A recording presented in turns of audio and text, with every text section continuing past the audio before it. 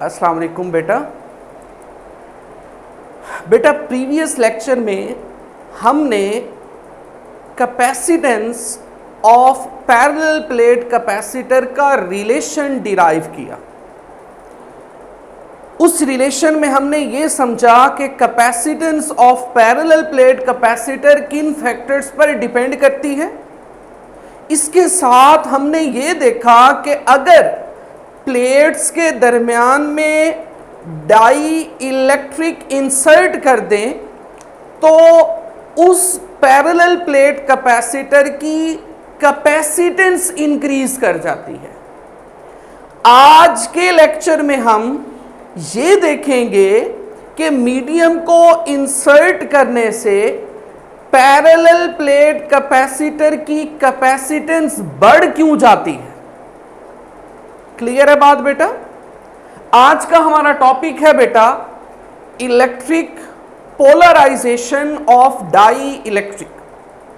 देखिए बेटा, parallel plate capacitor की कैपेसिटेंस डाई इलेक्ट्रिक को इंसर्ट करने से बढ़ती क्यों है, क्योंकि उस डाई इलेक्ट्रिक की पोलराइजेशन होती है। बेटा हम वन बाय वन डिस्कस करेंगे। सबसे पहले हमें यह क्लियर होना चाहिए कि कैपेसिटेंस इंक्रीज करती क्यों है डाई इलेक्ट्रिक को प्लेस करने से, क्योंकि डाई इलेक्ट्रिक की पोलराइजेशन होती है। एक बात तो क्लियर कर लें। अब पोलराइजेशन होती क्या है उसको डिस्कस करेंगे। पोलराइजेशन में ऐसा क्या होता है कि कैपेसिटेंस बढ़ जाती है, उसको वन बाय वन डिस्कस करेंगे। तो सबसे पहले हम बेटा ये देख लें कि कैपेसिटेंस डाई इलेक्ट्रिक की बढ़ती क्यों है, क्योंकि उस डाई इलेक्ट्रिक की पोलराइजेशन होती है। उसके बाद हम देखेंगे कि पोलराइजेशन क्या होती है, और थर्ड नंबर पर हम देखेंगे कि पोलराइजेशन की वजह से क्यों बढ़ जाती है, उसकी रीजन देखेंगे। तो यहां पर सबसे पहला point, the increase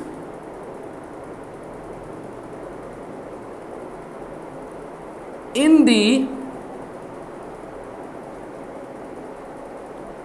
capacitance of capacitor in the presence of dielectric is due to electric polarization of dielectric. Hope so यहां तक बात क्लियर होगी। Next, electric polarization of dielectric होती क्या है, समझिएगा। जब डाई इलेक्ट्रिक के मॉलिक्यूल्स इलेक्ट्रिक फील्ड की मौजूदगी में डाईपोल बना लें तो इसको हम उस डाई इलेक्ट्रिक की पोलराइजेशन का नाम देते हैं। तो यहां पर बेटा यह भी बात मैं लिख रहा हूं, when the molecules of dielectric in presence of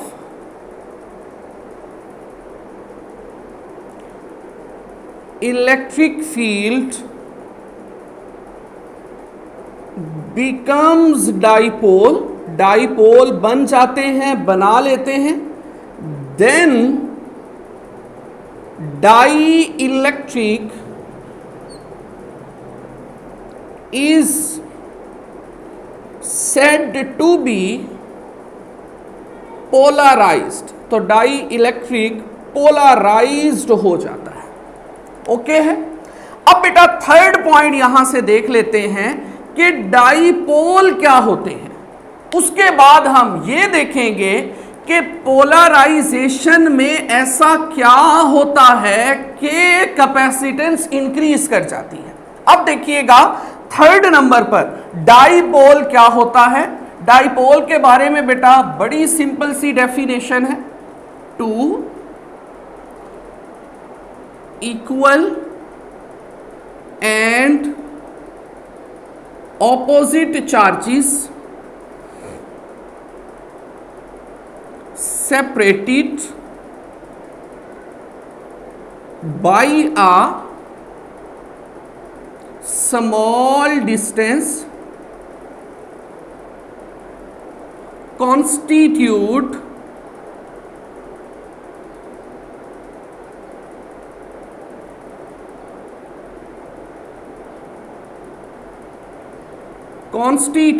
a dipole।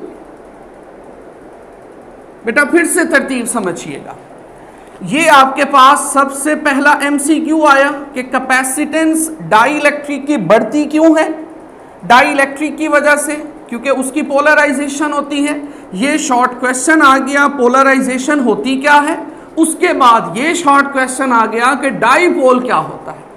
इस टॉपिक में बेटा इतनी थ्योरी आपने याद रखनी है।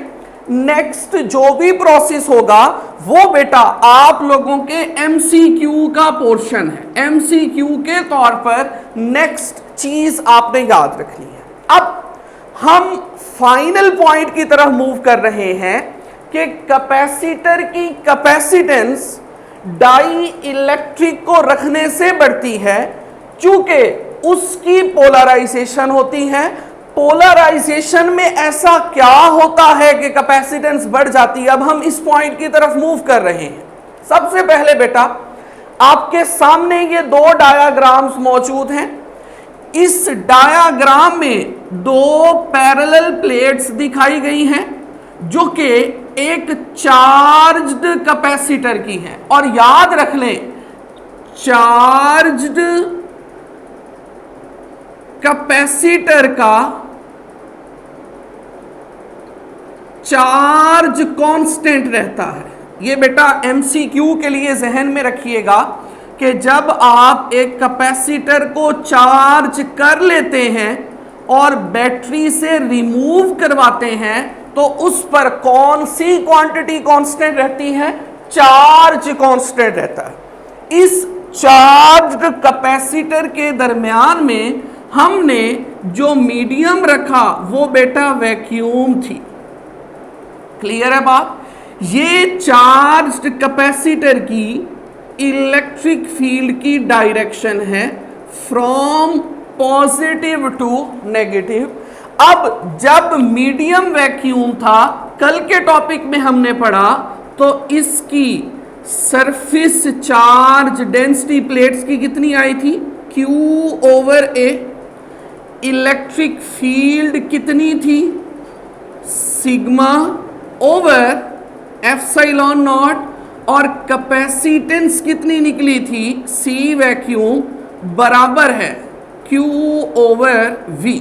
ये हमने कल देखा था कि जब कैपेसिटर की प्लेट्स के दरमियान में मीडियम वैक्यूम रखा तो उसकी surface charge density Q/A, electric field sigma over epsilon not और कैपेसिटेंस Q/V।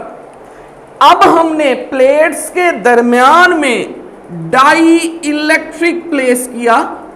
सबसे पहले हमें डाई इलेक्ट्रिक के बारे में पता होना चाहिए। डाई इलेक्ट्रिक को इंसुलेटर का नाम देते हैं।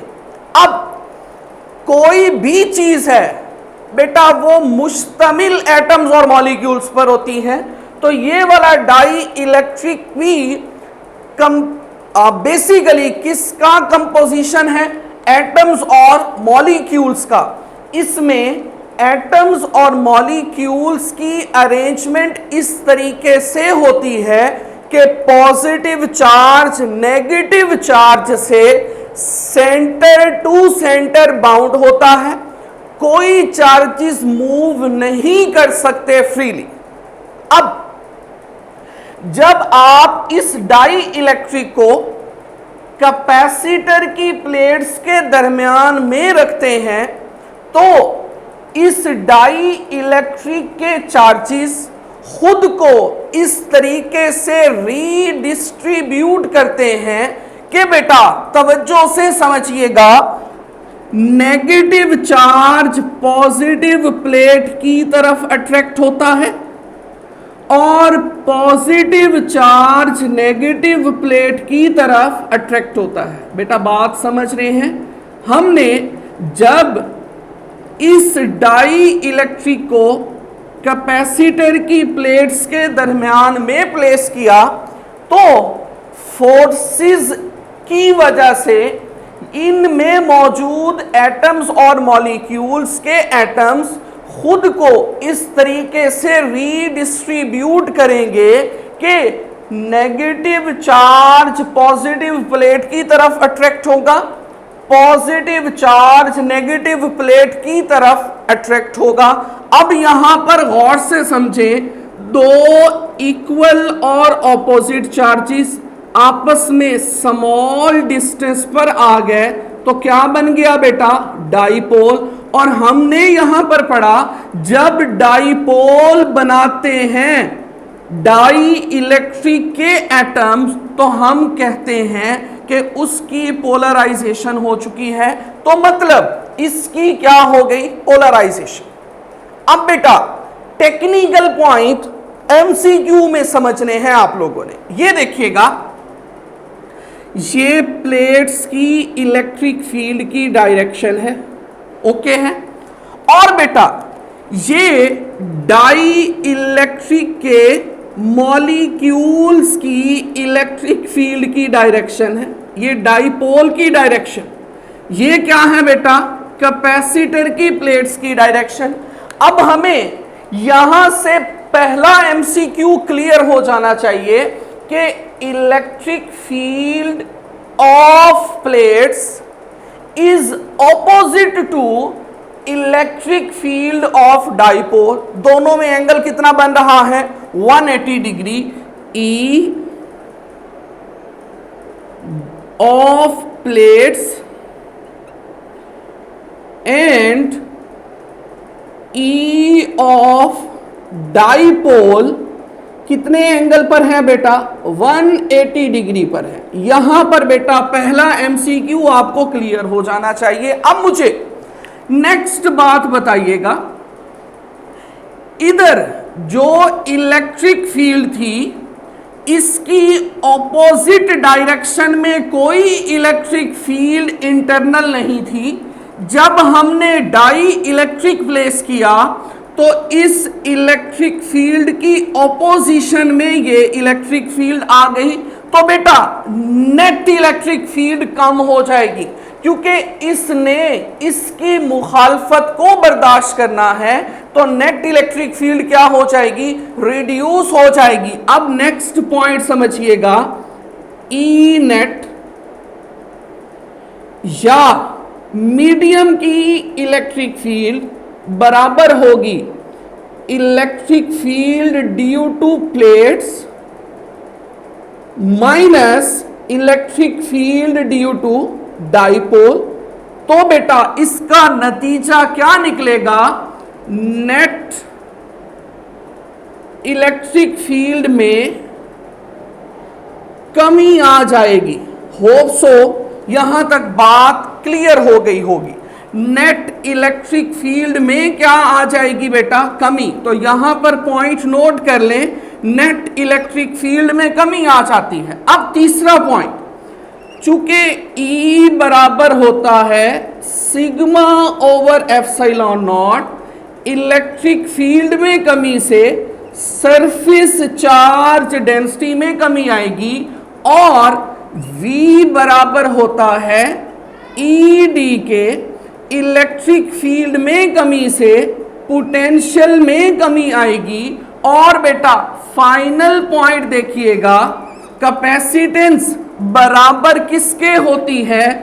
Q बटा V के। चूंकि चार्ज्ड कैपेसिटर का चार्ज कांस्टेंट होता है इसलिए C इनवर्स किसके होती है बेटा? V के। अब चूंकि यहां पोटेंशियल में कमी आई थी तो कैपेसिटेंस में क्या हो जाएगा, इजाफा। ये बेटा लॉजिक है कि पोलराइजेशन से क्यों कैपेसिटेंस बढ़ जाती है, क्योंकि पोलराइजेशन से इलेक्ट्रिक फील्ड रिड्यूस होगी, सरफेस चार्ज डेंसिटी रिड्यूस होगी, पोटेंशियल रिड्यूस होगा और कैपेसिटेंस में इजाफा हो जाएगा। इसको हम डाई इलेक्ट्रिक की पोलराइजेशन का नाम देते हैं।